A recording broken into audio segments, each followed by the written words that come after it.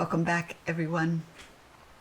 I had a wonderful friend, a kindergarten teacher who was excellent at her job. And she told me the story one time of one of her students, a little boy that came up to her and was telling her what was in his lunchbox. And he said he had a sandwich. So she said, "Is it on white bread or brown bread?" And he said, "It's on brown bread. Brown bread, brown bread." And suddenly he lost all sense of where he was or that he was talking to his teacher. He became fascinated on the way his lips kind of puffed out when he said brown bread and he went cross-eyed trying to see what was going on.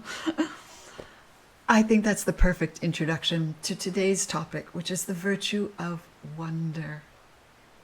Merriam-Webster defines wonder as a cause of astonishment or admiration, the quality of excited amazement, or one of my favorite definitions I found, rapt attention and astonishment at something mysterious and awesomely new. I love that.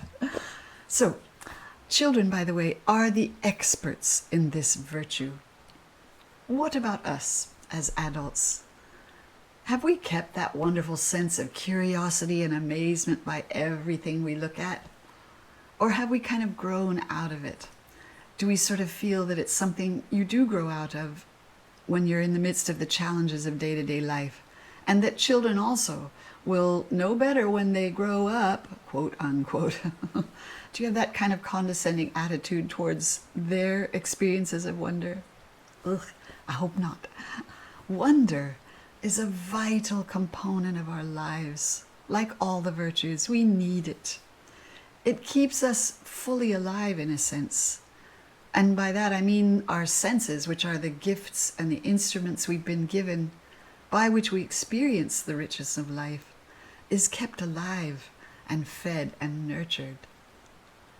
If we have lost that sense, if we don't feel excited by something new or something awesome, it's usually for one of two reasons, although there may be others, but usually it's either because we're either overwhelmed or underwhelmed by life. If we're overwhelmed, we don't have the energy or the inclination to slow down or stop and smell the roses, or if you're lucky enough to live in the Caribbean, the frangipani.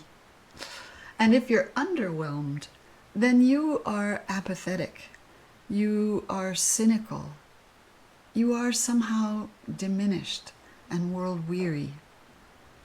Either of these extremes is a red flag to us and tells us that we need to address something in us to recapture that sense of wonder. When Christ repeatedly warned about having eyes to see and ears to hear, he wasn't just referring to our spiritual reality. I think he was also echoing some aspect of our daily life. If we have lost that sense of wonder, we are failing to appreciate the miraculousness and the uniqueness and the exquisiteness of the universe that we are privileged to inhabit. In a sense, it's a kind of death. And that carries over into other aspects of our lives. How we treat each other, how we treat the environment. Most importantly, the nature of our relationship with the divine. When Christ called the children to himself, there was more of a lesson going on there than we realize.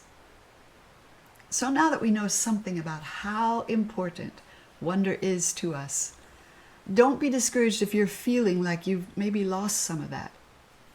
Because in the next episode, we're going to look at ways that we can recapture and lure back that beautiful sense of wonder that keeps us healthy and strong, mentally and spiritually. But don't just wait for the next episode. You can get a jump start. I dare you to repeatedly say, brown bread, brown bread, brown bread, using all the strength of your mouth muscles and everything, and looking cross-eyed to try to capture what your lips are doing. I dare you to do that and not have a sense of wonder about it, or at least a sense of amusement.